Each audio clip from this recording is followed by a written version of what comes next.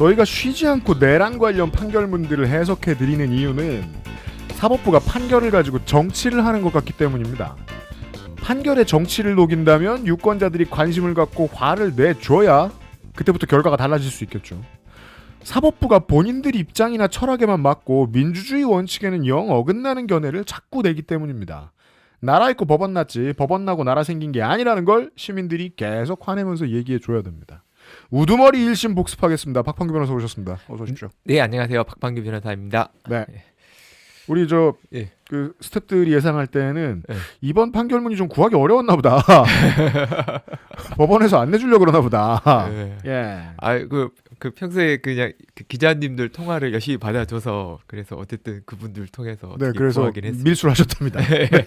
근데 이제 판결문이 한 1000페이지 되더라고요. 네. 1000페이지 되는데 좀 그러니까 이제 오늘 좀 이렇게 설명도 드릴 겸 또 하나 좀 할 거는 기자님들 볼 때 한번 뭐 전체적인 구도를 한번 보고 읽으면 기자님들이 좀 이해하기 좀 쉬울 수도 있고. 아, 네. 그래서 2심 취재를 앞두신 예. 이제 곧 시작하잖아요. 예. 내란 전담 재판부에서 2심 취재를 앞두신 기자 여러분들께 도움이 될 수 있겠습니다. 오늘 이야기가. 그래서 전체적으로 한번 쭉 훑어보고 뭐 개요도 한번 보고 근데 뭐 어쨌든 전체적인 인상은 결국은 헌법재판소의 그 탄핵 결정문. 네. 그게 이제 결국 바닥을 깔아줬기 때문에 그 이하로는 못 내려간 것 같아요. 지기현 재판부는. 자, 지난 한 주 동안 많은 이 재판부의, 그러니까 저 지기현 재판부의 판결문에 대한 평가가 있었는데 이건 새롭습니다. 그 많은 평론가들이 여기서 혼란스러워했다고요. 아니 저렇게 성질 내고 왜 저렇게 조금 줘? 혹은 저렇게 좋게 말해주고 저렇게 무겁게 줘? 이거는 외력이 있었다는 거잖아요. 근데 그 긍정적인 외력으로는 헌법재판소를 보신다. 네, 그러니까 이제 물론 이제 이게 헌법재판소가 이제 4월 4일날 탄핵 결정을 하고 근데 그 전에 이제 이 사건은 이제 기소가 됐었죠. 네. 기소가 됐는데 어쨌든 그 판결문의 형식이나 이런 것도 이렇게 보면 헌재 결정문하고 되게 유사합니다. 그 구조 자체가.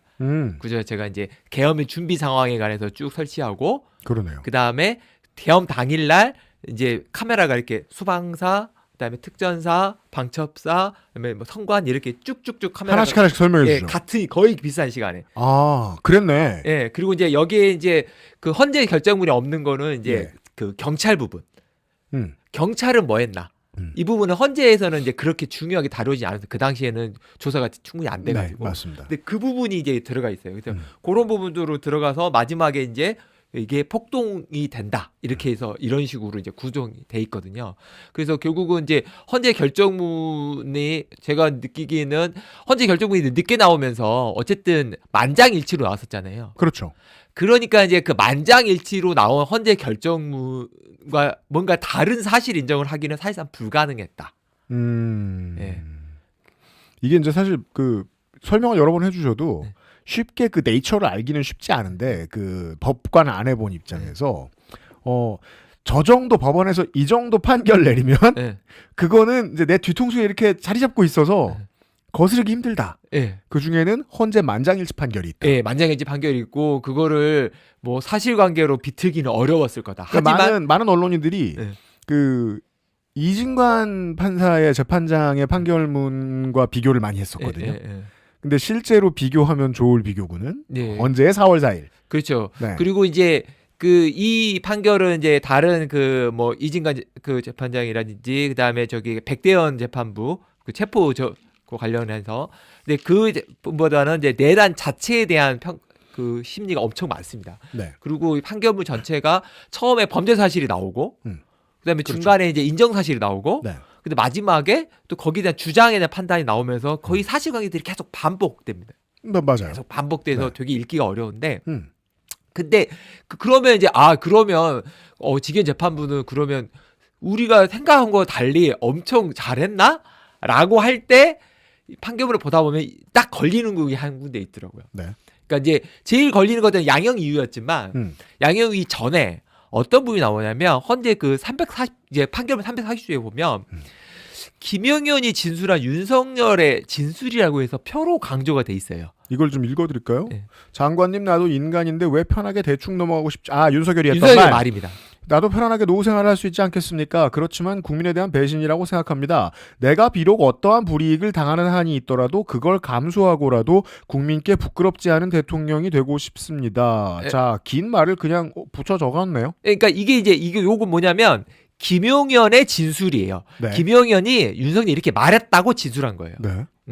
그다음에 또 한 번 또 그 뒤로 볼게요. 또 나오는데 계속해서 제게 비상계엄에 필요한 병력 동원은 얼마면 되냐는 취지로 물었고 저는 과거 사례로 볼 때 2, 3만에서 5, 6만 정도 필요할 거로 보입니다라고 답하였으며 이에 윤석열이 너무 많지 않냐? 최소한으로 할 수 없겠냐? 라고 말하자 저는 수도권에 있는 병력 5, 6천 명 정도는 필요할 것 같다고 답변했고 그것도 너무 많고 국민 안전을 우선 고려해 실탄 유지하지 않도록 하라는 취지로 말하였으며 저는 소수만 출동한다면 특전사와 수방사 정도가 가능하다고 답했다. 이에 피고인 윤석열은 최소한으로 좀 했으면 좋겠다. 저도 들으면서 좀 이상하던 포인트였어요.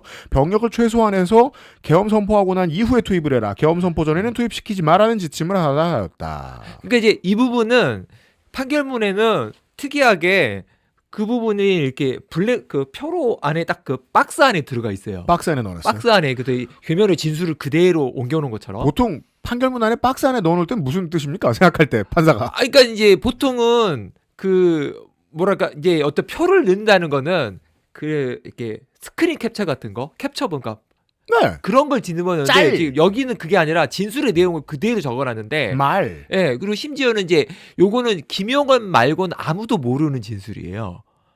예. 왜냐면 김용현이 유선에 들었다는 거니까. 예. 그러니까 이 김용현의 진술이 사실인지 아닌지도 확인이 안 되는 진술인데 그거를 이제 박스에 넣어서 표시했다는 거는 제가 보기에는 상당히 중요한 진술이다. 이렇게 판단한 것 같아요. 게다가 김용현의 그 재판 상당 부분은 공개가 안 됐던 걸로 제가 그건 저 모르는데 알고 아무튼 그래서 있는데, 네. 여기에 나오는 거 보면 특이한 게 보면 윤석열이 계속 최소한으로 하라. 최소한 하라 이런 말을 김용현이 했다는 거고 이건 김용현이 강조한 게 아니라 네. 지기현이 강조할 수도 있는 거, 강조한 걸 수도 있는 거예요. 그러니까 이제 그 김용현의 진술인데 물론이죠. 진술을 네. 요렇게 해놓은 것 자체가 지기현은 강조하고 싶은 거예요. 예, 나 여기에 꽂힘. 그렇죠. 꽂혔고 제가 보기엔 이게 바로 그 선고 당일날 했던 성경을 읽기 위해서 촛불을 훔쳐서 안 된다의 그 성경이에요. 그게 이제 그 드라마를 보신 분들조차 이해가 안 됐거든요.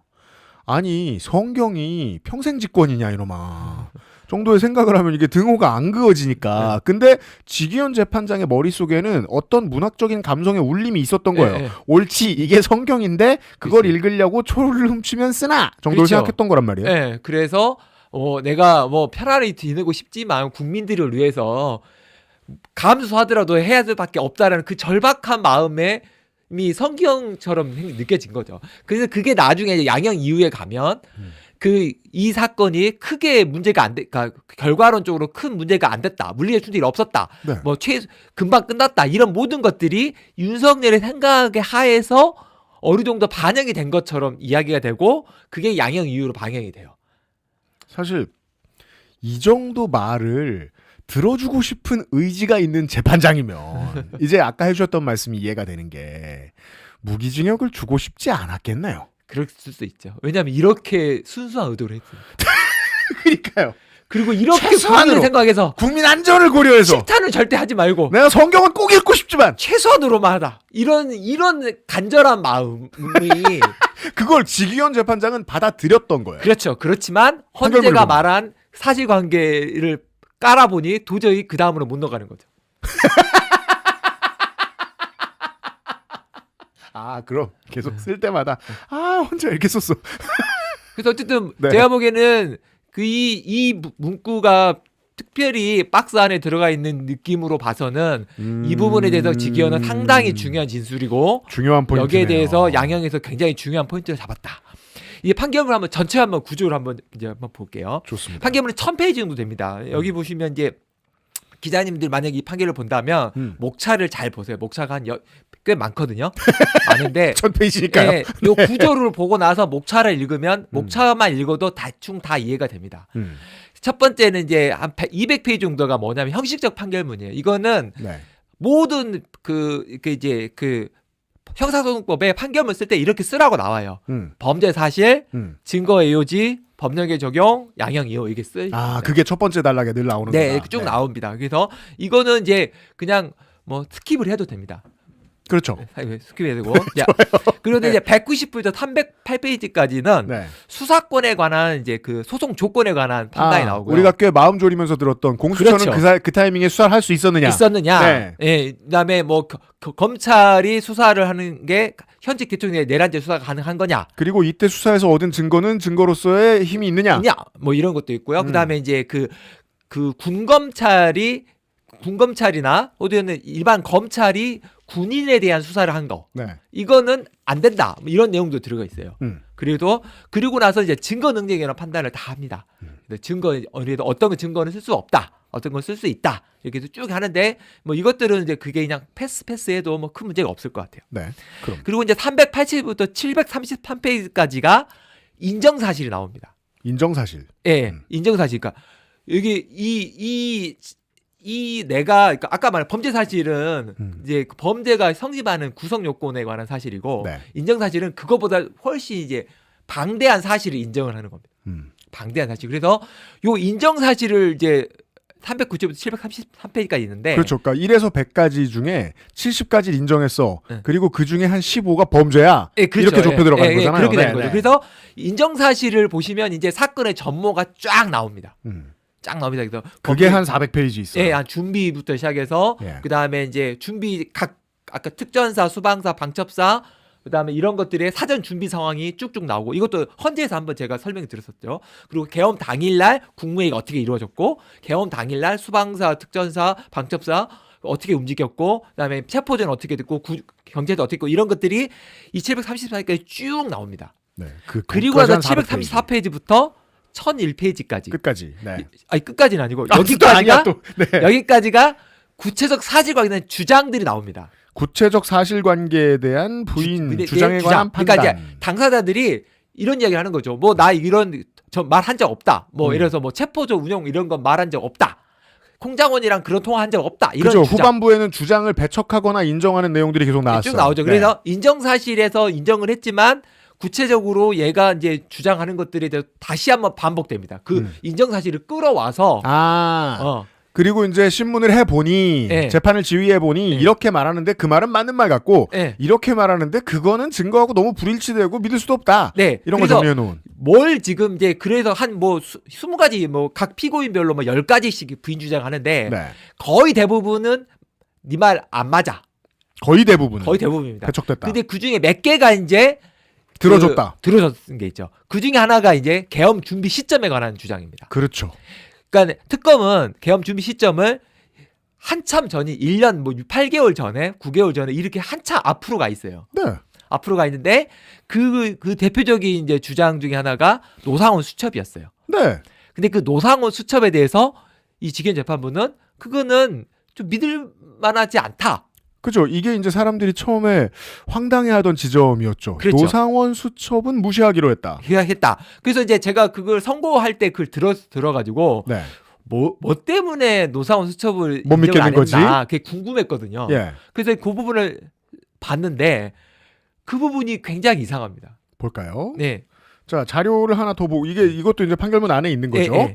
위와 같은 주장은 막연하고 추상적인 주장에 불과할 뿐만 아니라 2023년 11월 6일 여인영이 국군 방첩사령관으로 보직된과 동시에 곽종근, 이진우도 육군 특수전사령관, 수도방위 사령관으로 각 보직되었는데 이들에 대해서는 아무런 기재가 없는 것에 대해서는 납득할 만한 설명이 없는 것으로 보인다. 이게 무슨 말이냐면 네. 노상원의 수첩에 보면 박한수와 여인영에 써 대한 있는데. 인사가 있기 전에 적혀가 있고 실제로 여인영과 그다음에 박한수가 인사가 돼요. 네. 실제로. 그럼 신통하네. 그러니까 그거를 그 전에 그러니까 인사 전에 적은 거라고 봐야 된다. 네. 그때 근데 지금 재판부는 그건 그럴 수 있는데 곽종근, 이준우 기재가 없잖아. 곽종근, 이준우는 왜 안 써 있어가 믿을 수 없는 이유라는 거죠. 네, 그래서 그럼 도널드 트럼프는 왜 안 써 있습니까? 네. 그런데 뭐 저도 그럴 수도 있을 때가 생각하는데 문제는 요거 하나뿐이 없어요. 사실에 다른. 잠깐만요. 그러니까 노상원 수첩에 많은 기재가 있는데 다른 기재는 판단을 안 하고 이 부분에 대해서 박판규 변호사가 지금 악의적으로 추려서 보여주는 게 아닌 이상 이거 하나밖에 없어요. 이게 전부면 이거야말로 막연하고 추상적이잖아요. 그렇죠. 그 다음에 두 번째 아니, 반박, 예. 그러니까 배척한 볼게요. 내용이 이거예요. 이 사건 노상원 수첩은 24년 12월 15일 충남 서천군에 있는 피고인 노상원의 모친 주거지의 책상 위에서 발견되어 압수되었다. 그런데 만약 피고인 노상원이 이 사건 비상계엄을 23년 10월경 이전부터 계획하고 그러한 계획을 김영현에게 그리고 김영현을 통해 피고인 윤석열에게 전달하였다면 위 수첩은 이 사건이 자신이 이 사건 비상계엄 선포 1년 전부터 이를 준비하고 계획하였다는 결정적인 증거가 될 가능성이 높으므로 이를 수사기관에 발견하기 쉬운 위 주거지 책상 위에 그대로 두지는 않았을 것으로 보인다. 짧게 줄이면 엄마 집에 잘 보이는 곳에 두었으므로 믿을 수 없어. 그 말이에요. 이게 다예요? 예. 네, 이 두 개밖에 없어요. 나도 당장 우리 엄마네 집에 가서 마약을 두고 와야겠습니다. 없지만요. 그러니까 이게 되게 이상해요. 그러니까 이 주장은 제가 알기로는 그 윤석열 변호인들이 그 노상원 수첩에 대해서 그렇게 쉽게 발견될 곳에 둘 리가 없지 않나요? 이렇게 질문하는 걸 제가 들었거든요. 그러니까 저도 이것까진 들었는데 네. 전 문외한이니까 다시 네. 한번 강아지를 산책시키면서 듣다가 자세한 내용은 판결문을 참고하라는 거예요. 네. 그럼 훨씬 자세한 내용이 있겠지? 이 라고 두 가지 없어요. 이 두 가지 이유로 노상원 수첩은 믿을 수 없다. 아니 엄마 집에 쉽게 찾았으니까 이걸 배척하면 어떡해요? 그게 어휴. 그게 되게 이상합니다. 그래서 이 부분은 제가 보기에는 그러니까 분명히 이 노상원 수첩이 믿을만하고 충분히 근거가 있다라고 하려면 여러 가지 노상원 수첩에 나와 있는 내용들이 실제로 이루어진 네. 거, 그다음에 그 시점들을 많이 적었을 텐데, 그리고 특검들이 주장을 했을 텐데 그 부분에 대한 판단이 전혀 없이 요 두 가지만 가지고 노상원 수첩을 믿을 수 없다 이렇게 날려버린 거죠. 이게 결과적으로 노상원 수첩을 날림으로써 뭘 얻었냐면 계엄의 준비 시점이 거의 2024년 11월 말 그때로 딱 바뀌어요. 그래서 제가 지금 판결문을 정확히 기억하고 있다. 다 보지는 저는 당연히 않았죠. 12월 거의 뭐 첫날? 11월 마지막 날? 예, 마지막 그때 날. 우발적으로 생각해냈다가 이 판결문의 정의예요. 맞아요. 예, 예. 그게 노상원 수첩을 배척하면서 노상원을- 얻을 수 있는 거죠. 그러면 다음 질문이 돌아오죠. 노상원은 무죄여야지 그러면. 근데 이제 나중에 보면 노상원에 대한 양형 이유에 보면 네. 그 윤석열과 그 김용현에 대한 양형 이유에 보면 준비가 그렇게 치밀하지 않았다고 해서 라고 평가하죠. 평가해서 그 뭐 양형 이유에도 적어놔요. 근데 노상원에서는 뭐라고 하냐면 치밀하게 준비했다고 나와요. 근데 이거하고 요 수첩을 배척하고는 안 맞아요. 치밀하게 준비한 사람이 또 수첩을 다 적었는데, 근데 더군다나 수첩이 발견되기 쉬운 장소에 있었기 때문에 믿을 수 없다라는 거는 말이 안 되는 거예요. 수첩이 발견되기 쉽든 안 쉽든 그게 수첩의 신빙성하고 무슨 관계예요? 뭐 그 판결문을 쓰면서 한 번이라도 이런 문제를 이렇게 고민해 보신 적이 있습니까? 이렇게 쉽게 발견한 증거는 배척하겠다. 그러니까 이거는 논리적으로 말이 안 되는 거죠.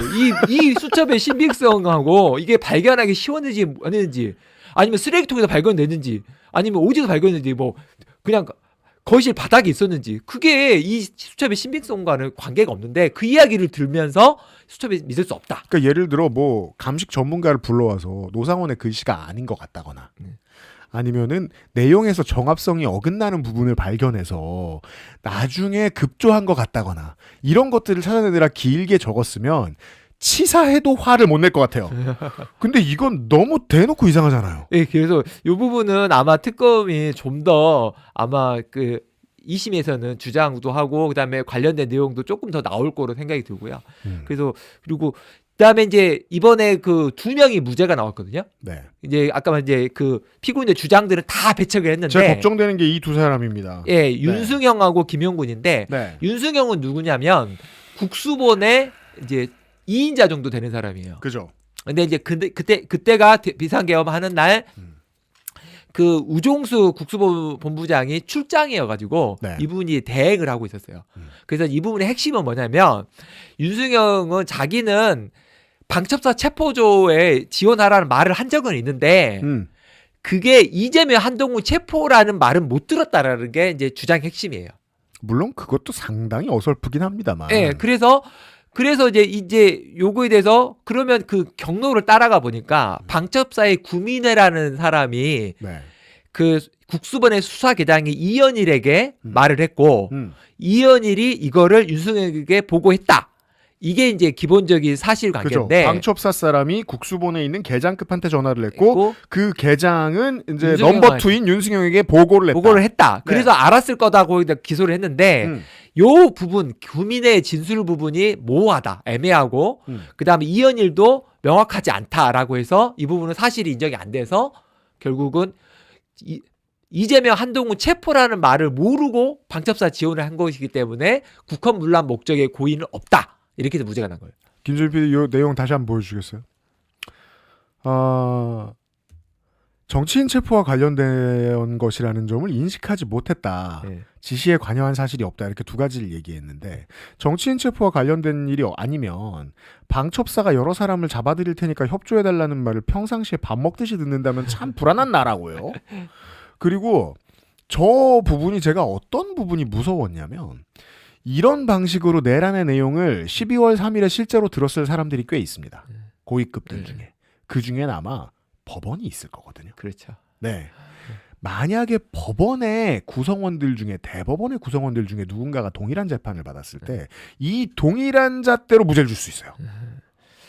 저는 그 그림이 그려졌어요. 머릿속에서. 그래서 이제 이 부분은 뭐 제가 보기에는 그러니까 사실관계와 인정이기 때문에 네. 뭐 그렇게 다른 거에 막 오용되고 그럴 것 같지는 않고요. 그다음에 두 번째 김용군인데 이제 김용군은 노상원이 수사단을 꾸리면서 주요 인물로 이제 점 찍어준 사람이에요. 네. 사람인데 이 사람에 대해서 과연 이 사람한테 내란을 미리 말했는지, 그다음에 수사단을 무슨 목적으로 한다는 걸 말했는지 이런 여러 가지에 대해서 사실관계 인정이 안 돼가지고 그러니까 이게 무슨 뜻이냐면 롯데리아 식사 모임이 불인정됐다는 소리입니다. 혹은 그러니까, 롯데리아에서 만나서 밥만 먹었다일 수도 있는 거예요. 그러니까 이제 여기 뭐 판결문에 나오면 뭐라고 나오냐면 이제 김용군이 롯데리아 모임에 그 내란 당일날이죠. 롯데리아 볼까요? 네. 김용군이 2024년 12월 3일 안산 롯데리아 모임에서 피고인 노상원의 제안 내지 요청을 수락하였거나 서버 또는 증거 확보 등 이 사건 비환계엄 선포 후에 계엄 임무에 대해 확인하고 논의한 사실을 인정하기도 어렵다. 네, 그럼 뭐 대리버거 먹은 사실도 인정 못합니까? 뭐 아마 다른 버거였겠죠. 아무튼 근데 요거는 제가 보기에는 다른 그 가담자들에게 뭐 이렇게 뭐 확대되거나 그 사람들에게 유리하게 인정되기는 않아요. 어차피 이건 사실관계의 문제이기 때문에. 근데 좀 마음 아팠어요. 왜냐면 이제 최근에 언론에 제보가 돼서 들어온 많은 그 당시의 무전이나 통화 기록들이 있습니다. 대표적인 게 이제 특전사 1여단장과 뭐 아마 중대장이면 뭐 대위 아니면 소령입니다. 그 되는 사람들이 들어가서 싹 다 끄집어내 할 때 그 젊은 장교가 야 알겠습니다 하고 힘차게 답하는 내용을 듣고 많은 시민들이 기억하실 거예요. 그런 거 생각할 때마다 대령급이나 총경급, 치안감급이 이렇게 무죄를 받으면 저 사람들은 조사도 안 받겠네? 나중에 20년 지나면은 멀쩡하게 사단장 할 거 아니에요. 근데 그 약간 저도 약간 그 부분이 약간 이제 의문이긴 한데 지금 국방부에서는 내부 TF를 통해서 가담자들을 다 지금 뭐 이렇게 징계하고 있잖아요. 네. 근데 왜 경찰에서는 안 하는지 그건 잘 모르겠어요. 그렇습니다. 지금 국방부만 잘하고 있어요. 네, 국방부 하고 있는데 심지어 막 새로 임명된 포스터들도 다시 옷 벗고 있거든요. 근데 이제 이번에 이제 그 지기현 재판에서 목현태 이제 국회 경비단 대장도 유죄를 받았거든요. 네. 근데 이제 그 사람은 이제 아마 MBC 뉴스에서 보면 뭐 이렇게 그 국회의원 전부 다 통제하라고 하니까 진짜? 와, 막 이런 약간 그렇죠. 놀라는 발언을 한 적이 있어요. 맞아요. 말을 그렇게 했는데 실제로는 이제 차단을 시켰죠. 네. 그래서 이번에 유죄를 받았어요. 네. 그러니까 이제 그런 부분들은 아마 뭐 이렇게 처벌받은 것도 있기 때문에 아마 관련자들이 증거가 있다면 처벌이 될 수밖에 없을 것 같고. 네. 자, 요게 주장에 관하고 마지막이 이제 범죄 성립에 관한 부분 양형이 이렇게 두 개가 있어요. 1002페이지에서 1115페이지까지. 네. 근데 이제 이 부분에 있어서는 제가 보기에는 뭐 그 범죄 성립 여부에 대해서는 특별히 문제는 없는 것 같아요. 예를 들어 가장 이제 그 재판부가 신경을 썼던 판단은 이거예요. 비상계엄 선포 요건을 갖추었는지 여부와 상관없이 그게 내란죄에서의 국헌 문란 목적이 인정되면 비상계엄 선포 요건과 무관하게 내란이 될 수 있다. 이게 이제 핵심이고 따라서 거기서 국헌 문란 목적을 인정돼야 된다. 그래서 목적이 인정 안 된 윤승영, 김용군은 무죄가 됐고 목적이 인정된 목현대는 인정이 된 거죠.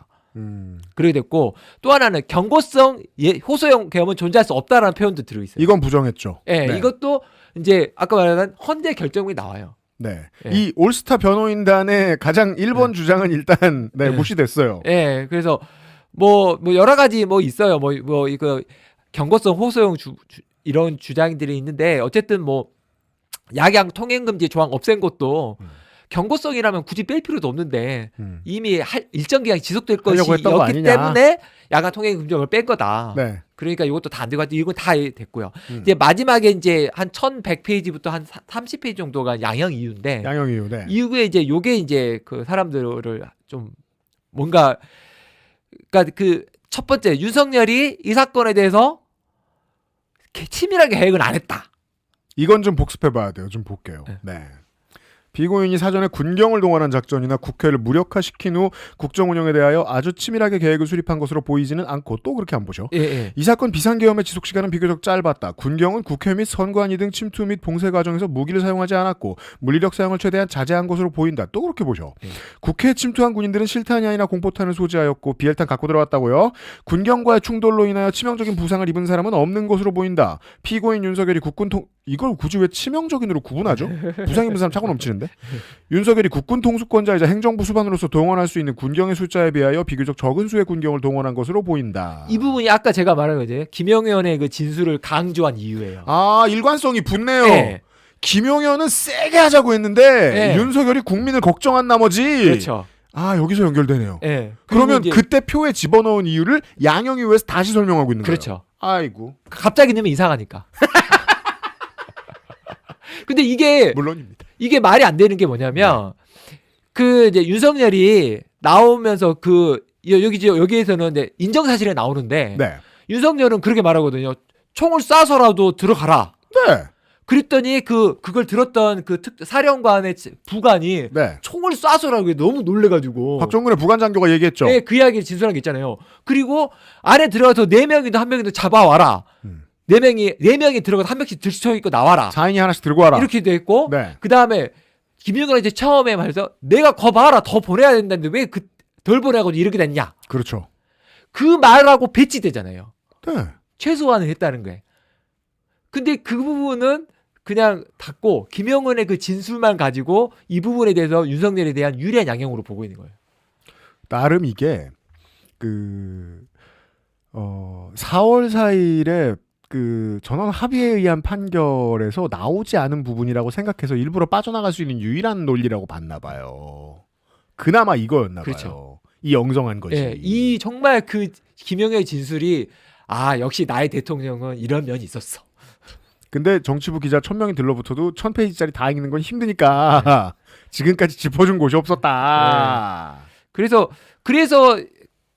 형을 약하게 하고 싶었는데 문제는 감형 요소가 없어요. 다 부인하고 있고 네. 끝까지 잘못했다고 하지 않고 있고. 맞아요. 그래서 감형 요소가 없기 때문에 결국은 사형은 면하게 해준 게 유일한 뭐 방법이죠. 그렇다면 이제 그 전에 나왔던 판결로 인해서 움직일 수 없는 것들에 대한 부담감을 충분히 가지고 있었던 지기현 판사 네. 입장에서 낼 수 있는 가장 소프트한 판결은 이게 맞았다. 예, 그리고 그나마 다행인 건 이게 이제 지기현이 했기 때문에 어떻게 보면 최하한이죠. 법이 허용할 수 있는 마지막이고 이거보다 낮게 다른 사실관계가 인정을 어려울 거예요. 네. 이게 거의 마지막 선이고. 네. 다만 이제 이런 인식이 참 걱정되는 게 있어요. 과연 법원이 이런 지금 비상계엄이라든지 그다음에 내란 이 관련해서 과연 엄단하고 있는가? 그러니까 무기징역 뭐 괜찮아요. 그럴 수 있는데 양형 이후에 이렇게 써주면서 무기징역을 하는 건 아닌 거라는 생각이 드는 거죠. 왜냐면 저 양형 이후면 감경해줘도 이상하지 않거든요. 네. 이 판결문의 일관성에 따르면. 그러니까 이게 마치 그 헌재 그 만장일치를 얻어내기 위해서 일부 양보한 것처럼 양형 위에서 양보를 한 것 같아요. 근데 양형 자체는 양보가 안 돼서 결국 무기에서 끝났는데 어쨌든 여기 보면 이게 상당 부분이 지금 이 부분에 대해서 아까 제가 말한 치밀하지 못했고 피해가 최소화됐고 소규모 결정했고 이런 여러 가지 내용들이 이진관 판사의 그 판결문을 보면 이런 부분들이 결국 국민들의 노력에 의해서 막아졌다라는 부분에 대해서는 전혀 없잖아요. 언급이 없어요.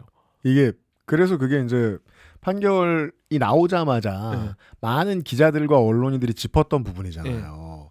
봐, 지기현도 뭔가 우는 스팟을 하나 넣고 싶었던 것 같아. 오랫동안 단독샷 받으니까. 근데 우는 얘기하면서 군경 얘기했어. 왜? 자기는 아무리 봐도 국민들이 막은 내란이라는 거는 받아들이지 못해서. 그런 사람이라는 건 분명히 보여줬어요. 이번 판결. 그래서 군을 최소화 보냈기 때문에 국민들이 막은 거지. 내란을 일으켰는데 군경한테 미안하다가 제일 중요한 말이에요. 시민은 없고. 그리고 없는 게 또 있습니다. 나머지들 정리해봐야 되는데 저는 이 찰스 1세 얘기 있지 않습니까? 그러니까 영국의 공화정이 성립될 때 왕도 죽고 정치인도 죽고 했는데 그때 이야기를 하는 걸 듣고 이제 그 다음에 기대를 했어요. 아, 이건 굳이 로마 시대부터 다른 역사를 쭉 뒤지는 건 대한민국 현대사를 말하지 않기 위함이구나. 그런 것 같아요. 이승만, 박정희 전두환을 안 말하고 싶어서 찰스 1세 끌어당겼구나. 그렇죠. 그러니까 이게 뭐냐면 그 헌재 결정문에 보면 뭐 40 몇 년 만에 비선개혁이라는 듣도 보도 못한 일을 일으켰다. 그런 부분이 나오고 그 다음에 이제 그 이진관 재판장의 판결을 보면 우리나라 이제 현대사에 대한 이야기를 하잖아요. 네. 그런데 지금 이 판결에는 그 부분이 없어요. 없어요. 우리나라 현대사가 없어요. 네, 그러면서 한국 현대사 없습니다. 갑자기 일본, 독일, 대만, 스위스, 프랑스, 미국의 내란 입법례를 갖다 보는데 이게 저는 왜 필요한지 모르겠어요. 아니 한국 사람이 뭐하러 쿠데타를 일본 가서 찾아요? 예. 네. 아니 그리고 아니 우리 내란죄가 이미 있는데 한국은 이미 판례도 있는데 내란 경험이 풍부한 나라인데. 풍부한 나라고 단죄한 경험도 있는 나라고 심지어는 이 6개 나라를 들고 있는데 판례는 일본하고 독일밖에 없어요. 왜냐하면 내란죄로 처벌하는 경우가 없거든. 그런데 지금 갑자기 이걸 언급하고 있는데 뭐 제가 보기에는 뭐 재판연구원이 옆에서 붙어가지고 열심히 조사를 해서 아까워서 놓는 것 같기도 하고. 근데 핵심은 그거예요. 이 외국 입법례를 뭐 언급하는 게 잘못됐다기보다는 이걸 하면서 왜 우리나라의 역사에 대해서는 언급하지 않는가? 그죠. 현대사는 왜 선택 안 했는가? 네. 그 현대사는. 네. 그러니까 제가 보기에는 그 역사를 뭔가를 언급을 해야 될 것 같은데 우리나라의 역사는 말하고 싶지는 않은 것 같아요. 이게 그 적어도 우리는 계속 의심합니다. 어디까지가 조이데 코트의 팀플레이고 어디서부터 어디까지가 판사 개인의 멘탈이냐. 근데 이거는 그 누가 외력으로 의해 시키기도 좀 민망한 부분이에요. 왜냐하면 필요 없는 부분이니까. 필요 없어요. 필요 없는 부분을 추가 설명으로 아는 지식을 늘어놓았는데 거기에서 굳이 우리나라의 쿠데타로 얼룩진 근현대사를 뺐다는 건 이 사람의 평소 교양과 상식 수준을 보여주는 거잖아요. 그렇죠. 예. 네. 그게 우리가 지난 시간에 사법 PK 할 때 걱정했던 문제고 이런 판사는 너무 많은데 그들은 어떤 지역에 갇혀 있는 특수한 계급성이 있다. 근데 그 사람들을 막아준 게 헌재 결정이다. 거기가 마지노선이니까. 그 허들은 차마 못 넘는 거죠. 거기까지 봤고. 네. 그리고 우리 촉법 노년 이야기. 촉법노년. 저는 아니 많은 지금 60세와 55세들이 희망을 얻었습니다. 이거 말이 안 돼요. 그러니까 일단 나 안 늙었다와 네. 나 지금 내란 일으키면 안 된다. 좀 기다려야 된다. 그러니까 어떤 분들은 그러니까 그 이제 법조 기자 일부들은 보통 이제 연식이 좀 덜 된 기자들이 그런 말 많이 하던데 원래 뭐 고령 얘기하고 이런 건 당연히 넣는 거다라고 하는데 당연히 넣습니까 이런 걸? 그러니까 뭐 할 말 없을 때 넣는 거죠. 뭐. 할 말이 없으면 어떻게 해? 그러니까 이게 뭐 어떤 상황에서 뭔가 봐줘야 될 사정이니까 뭔가 그러니까 안 좋은 양형이 있으면 뭐라도 넣어야 될 때 기본적으로 들어간 게 첫째 전과가 없다. 그다음에 나이 어쩌고 저쩌고 네. 건강 이런 거거든요. 그다음에 뭐 옛날에는 재벌 회장들에게는 뭐 우리는 현대 경제 발전에 기여했다든지 경제 그다음에 얘기했다. 공직 뭐 네. 이런 건데 이거는 이제 어떻게 보면 쥐어 짜낸 것들이에요. 네. 이거 보통 이제 저 정은정 작가한테 농촌에 강의 많이 가는 정은정 작가한테 얘기하면 쉽게 답해주죠. 60살이면 청년회장 후보쯤 된다. 그렇죠. 청년회장이에요. 노인장에 가지도 못해. 노인정 100m 근처도 못 갑니다. 예, 무임승차도 올해부터 무임승차 되지 작년에 안 됐어요. 저도 동의합니다. 무임승차 지금 좀 더 뒤로 밀어야 됩니다. 지금. 여기 뭐 심지어 상향되고 그래서 노동력입니다. 사랑하기 딱 좋은 65세 날이에요. 네. 노령 그 감경은 음. 법원에서 없어져야 돼요. 말이 안 돼요. 이 우리 현대 사회에 안 맞아요. 지금 현재 우리 대한민국 사회에. 제가 아무리 봐도 그래요. 이게 네. 지금 그 오늘도 국무회의에서 촉법소년 낮추는 문제에 대해서 법무부 행안부와 성평등가족부가 이런저런 견해를 내놓으면서 토론을 하는 걸 제가 봤는데 촉법소년 일부가 낮아질 수 있습니다. 왜냐하면 그 정보가 퍼지고 흡수되는 수준이 너무 높아졌고 넓어졌기 때문에 소년들의 지식 수준이 높아졌을 수 있고 확신범이 됐다고 생각할 수 있는 사람들도 더 늘어났을 거예요. 촉법소년 낮춘다 치죠.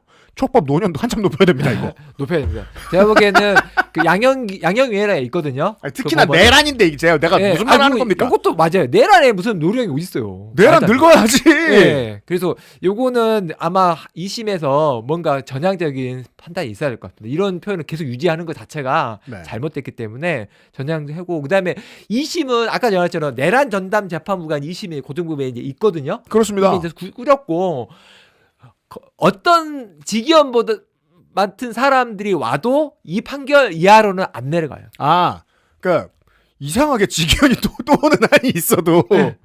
예전 직위원보다 약하게 못 준다. 예. 네. 못한다. 그러니까 우인성이 와도 그래서 항소심을 너무 걱정하지 않으셔도 된다. 그런 말씀 안 하셔도 돼요. 다만 이제 걱정이 어떻게 줄어요, 우리가. 다만 이제 그 주요 임무 종사자들 네. 아직 1심 안 남은 사람들 뭐 저 이상민부터 시작해서 네. 그다음에 저기 그 박성재 음. 뭐 이런 사람들 그다음에 이제 주요 군 지휘관들 네. 이런 사람들 형은 계속 지켜보면서 하여튼 어쨌든 잘 마무리할 거다. 계속 지켜봐야 됩니다. 아, 그러니까 이게 한참 지켜봐야 되고 네. 말씀하시니까 또 생각나는 게 우리 경찰도 수사 늦게 시작했잖아요. 네. 게다가 김건희 주변은 파지도 못했고 오인성 재판부의 판결 때문에 김건희와 그 주변을 둘러싼 사람들의 그 내란 관련 혐의들은 결국 시작도 못하고 덮여져 버렸어요. 아마 2차 특검에서 아마 이제 그 부분이 다뤄져야 될 겁니다. 그것도 뭔데? 네. 우리 방송에서 몇 번 소개해드렸던 거 있거든요. KBS와 연합뉴스. 네. 내란이 터지자마자 너무 빠르게 타이밍에 맞춰서 시스템을 조정했다. 맞아요. 예, 그 부분도. 예, 모든 평론가를 다 보수로 바꾸질 않나. 여기까지 못 갈 것 같아요. 지금의 기세와 속도면. 근데 이제 하여튼 그 형사 판결에서 유죄를 받는다는 거는 이제 진상을 조사하는 것과는 또 다른 문제입니다. 물론입니다. 네, 증거를 확보해야 되기 때문에 그래서 네. 아마 이제 어쨌든 2차 특검이 아마 뭐 잘 해주지 않을까 기대하고 응원도 하고 그런. 네. 그러니까 앞으로는 뭐 박광일 변호사님 분석도 중요한데 코트의 현장 취재를 나가시는 분들을 어떻게든 섭외를 좀 해보려고 네. 예, 중간중간에 잊지 않도록 계속 설명해드리고 떠들어드리는 게 중요할 것 같아서 해보려고 준비를 하고 있고 그런 이유는 또 저희가 강압을 당하고 있죠. 박광규 변호사가 봄에 바쁘대요. 그래서 한동안 못 나오고 더워져야 나올 수 있대요. 제가 하여튼 생계를 꾸리고 있기 때문에 그렇습니다. 박광규 변호사는 무슨 공천을 받으려고 하는 사람이 아니기 때문에 진짜 변호사 일을 맨날 해야 됩니다. 네, 그동안도 시간 억지로 짜낸 건데 한동안 한동안 못 볼 건데 수고하셨고 다시 돌아오겠습니다. 네, 따뜻해 좀 봬요. 수고하셨습니다. 네, 감사합니다.